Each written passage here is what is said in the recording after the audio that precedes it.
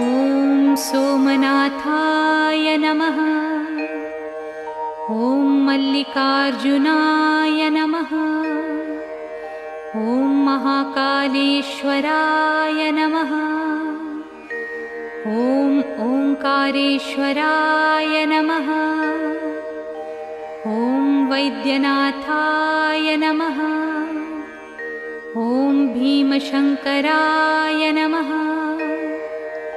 ॐ रामेश्वराय नमः। ॐ नागेश्वराय नमः। ॐ विश्वेश्वराय नमः। ॐ त्र्यंबकेश्वराय नमः। ॐ केदारेश्वराय नमः।